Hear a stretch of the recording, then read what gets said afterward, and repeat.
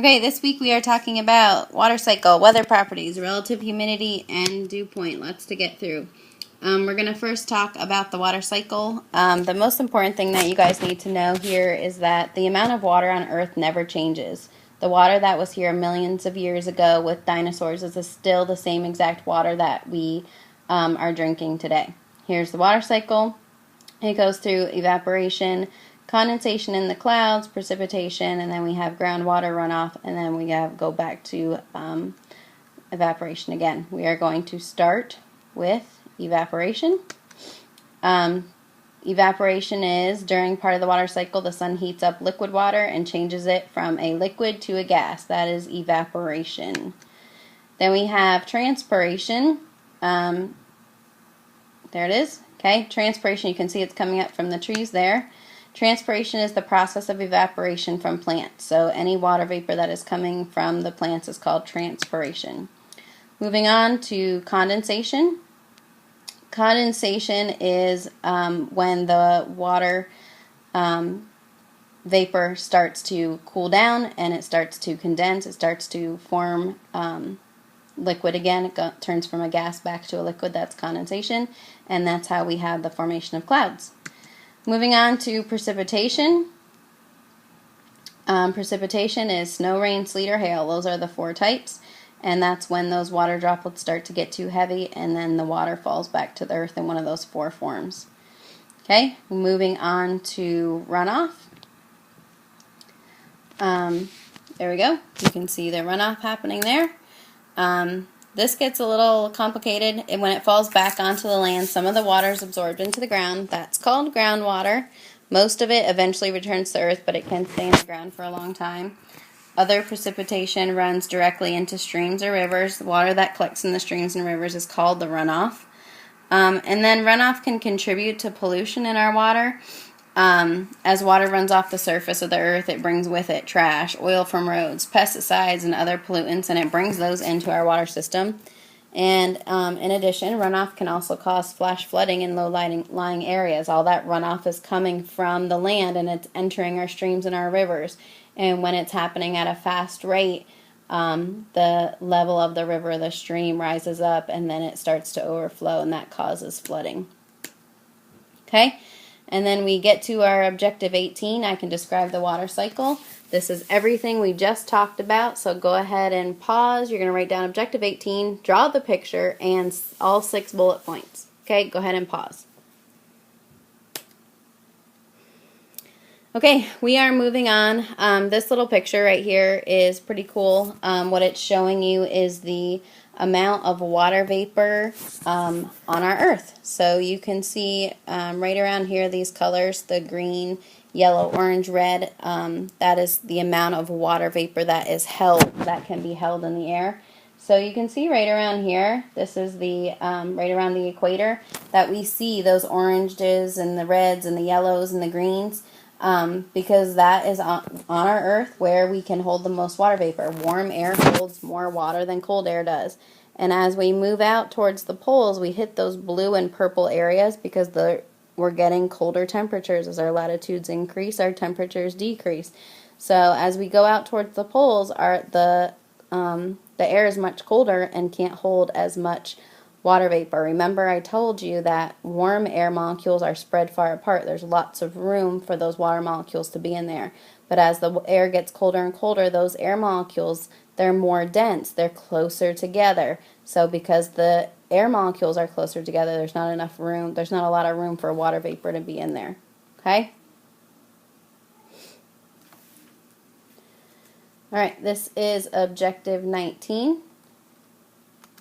I can describe the relationship between temperature and water vapor in the atmosphere. As temperatures increase, the amount of water vapor in the atmosphere increases. That's right around the equator. Near the poles, the amount of water vapor decreases because of low temperatures, and warm air can hold more water vapor. Go ahead and pause and write this down.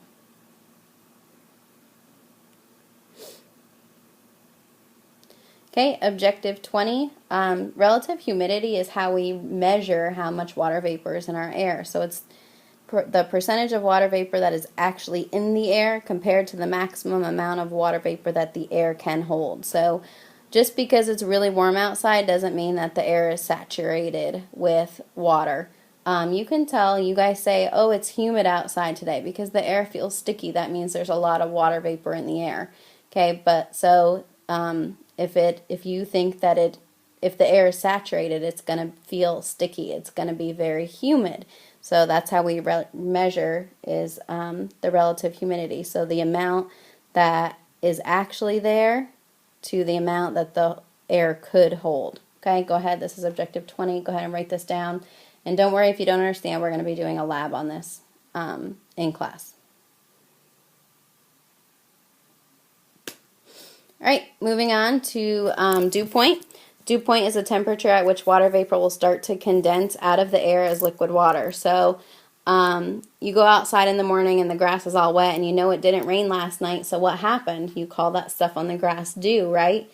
So dew comes from the water vapor that was in the air. As the sun goes down, the temperature and the air temperature starts to drop. That air becomes more dense, and because it becomes more dense, the air can't hold as much water vapor, so that water vapor starts to condense back onto the blades of grass, which is why that grass is wet in the morning, because temperatures drop, that water vapor had to go somewhere, the air couldn't hold it anymore, so it condenses back. Okay, go ahead and write down objective 21. Okay, moving on to weather properties, clouds, air masses, pressure systems, fronts, and storms. Lots to get through in the next couple minutes. We're going to first start with cloud formation. So look down at the bottom at number 1. Sunlight warms the surface and the water evaporates. It turns from a liquid to a gas. Warm, moist layers build up in the lowest 1,000 to 5,000 feet in the troposphere. Rising air currents organize into what we call thermals. Okay, so that warm air is rising up. Thermal means heat, right? So that warm air is rising up into the atmosphere. As we go up in the troposphere, temperatures decrease.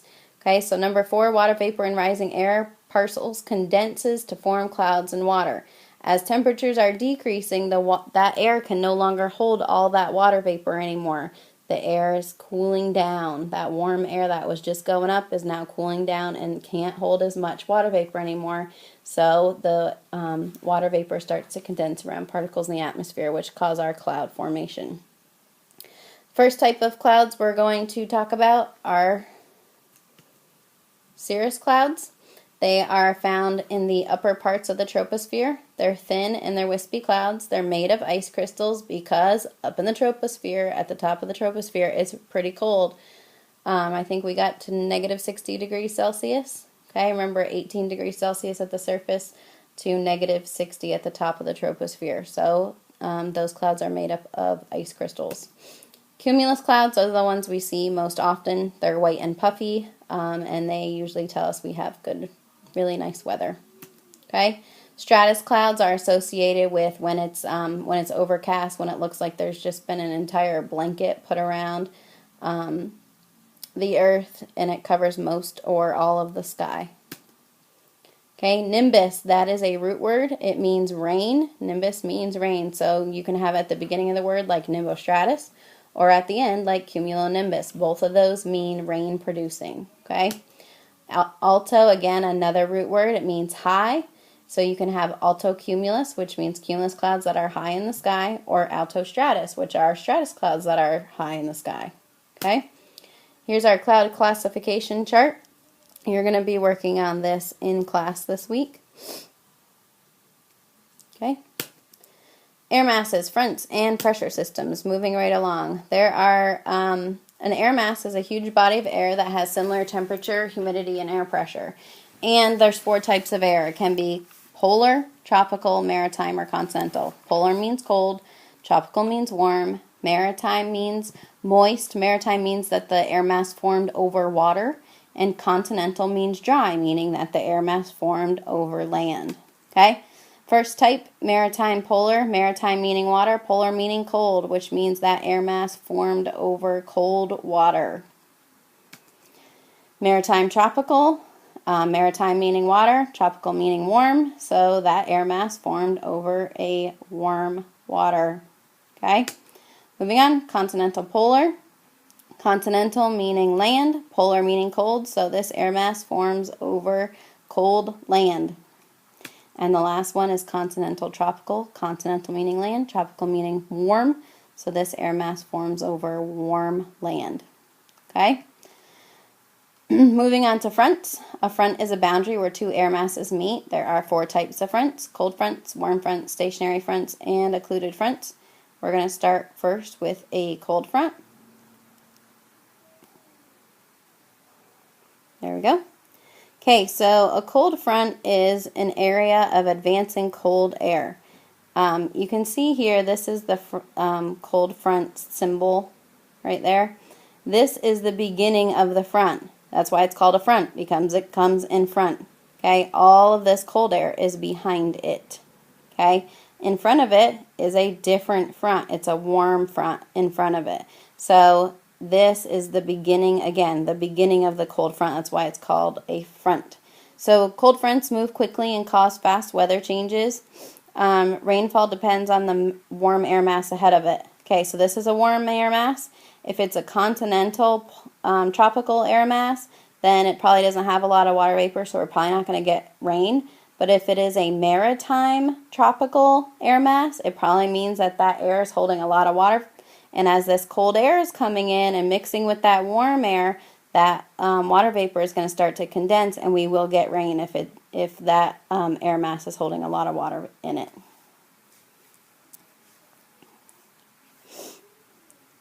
Moving right along to warm fronts.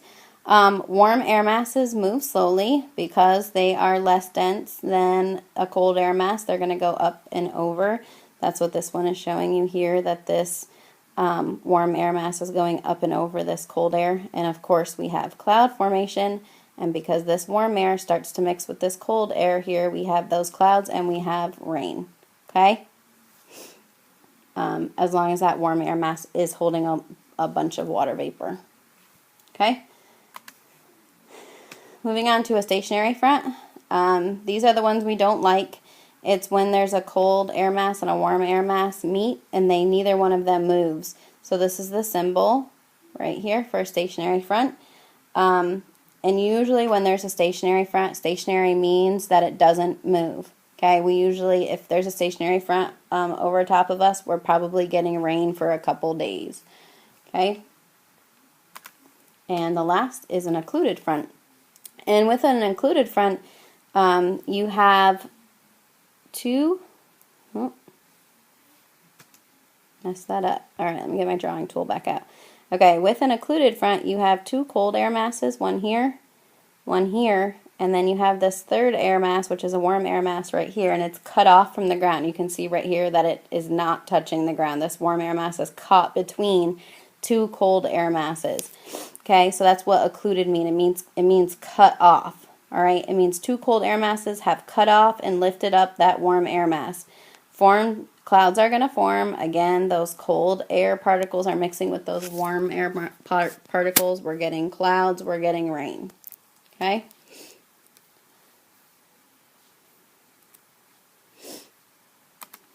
Okay.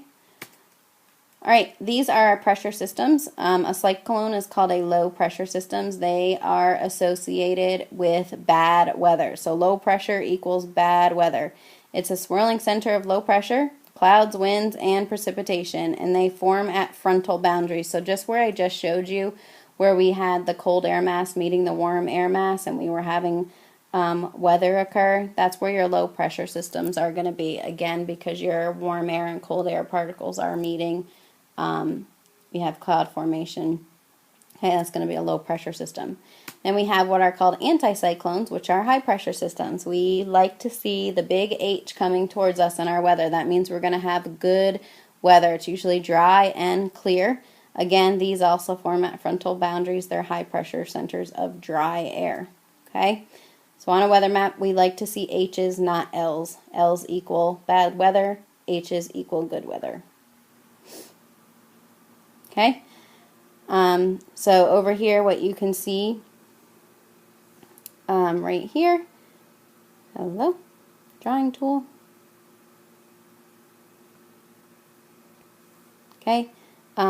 This is your high pressure system, your cold air is sinking. And this is your low pressure where you have stormy, cloudy weather. Your hot air is rising, it's cooling down, you're getting... so in this one, your anticyclone, your air is going down, and in your cyclone, your low pressure, your warm air is being pushed up. Okay? Last is severe weather. I know I'm over 15 minutes. I'm going to talk fast, but I have a surprise for you at the end. All right, floods. You guys know what flooding is. It's when a volume of water increases in a short period of time, causing something to overflow, a stream or a lake or a river. Flash floods happens really fast. And advanced warning dams and levees are all safety measures and forms of flood control. Remember we talked about New Orleans having levees when we talked about the Hurricane Sandy in our article of the week. Droughts, opposite of flooding. It's a long period of time with little to no rainfall. It's caused by dry weather systems that remain for a long period of time. Thunderstorms, they form in a large cumulonimbus. Remember, nimbus equals rain producing. So cumulo, those big puffy white clouds. Nimbus, which means it's going to be a gray puffy white cloud, and we're going to get some kind of rain. They form when warm air is forced up rapidly along a cold front.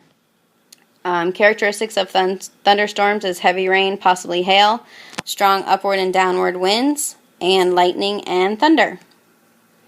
Tornadoes, they develop in thick cumulonimbus clouds. They form when a warm, humid air mass meets a dry, cold air mass. So warm and humid is tropical maritime, meets a dry, cold air mass. So continental polar. Warm air is forced upwards along the cold front to produce several thunderstorms, which can turn into tornadoes. They're the most damaging type of storm because they are unpredictable. Okay, even though they're smaller than hurricanes, they are the most damaging because we don't know when they're coming. They happen in a flash. There's a place called Tornado Alley. It's in central United States from Texas to Nebraska and Iowa. About 800 tornadoes in that area every single year. Hurricanes, characteristics of hurricanes, winds over 119 kilometers per hour. They have to be at least 600 kilometers across. They form in the Atlantic, Pacific, or Indian Ocean. Strength of the hurricane comes from the warm, moist air. So that's why hurricanes start to lose power, because as they start to lose some of that moisture, then they get downgraded from a hurricane into a tropical storm. Again, they're forming around low pressure. Remember, low pressure equals bad weather. They form over warm ocean water as a low-pressure area. As the area grows in size and strength, it may become a tropical storm followed by a hurricane. So, again, it first is a tropical storm, and then if it gets big enough, over 600 kilometers across and winds of at least 119 kilometers per hour, then it becomes a hurricane. And precipitation, you guys, we talked about this already, rain, snow, sleet, and hail. And this happens all year round and all around the world. We start as clouds, and this is an interesting fact that you probably didn't know, but most precipitation in clouds begins as snow, and it melts when it reaches warmer temperatures. Precipitation will remain as snow if the air temperature is colder than 0 degrees, but when it first comes out of the clouds, it's usually snow, and then it turns into rain as it gets further down in the troposphere and it warms up. Okay. Objective 22, I just went over a whole bunch of stuff. I can describe the different weather properties of fronts, air masses, pressure systems, clouds, and severe weather. We're actually going to be doing a huge foldable, not this week, next week, that will have the rest of your notes in it, so I wasn't going to make you write them twice, but go ahead and write down Objective 22 at the very top of a blank page. And then, again, we're going to be putting a foldable in our notebooks right underneath with all the notes that go with this. That was your surprise, that you didn't have to write all that stuff down that I just talked about. Okay, write down Objective 22. Have a great rest of your weekend, and I will see you in class.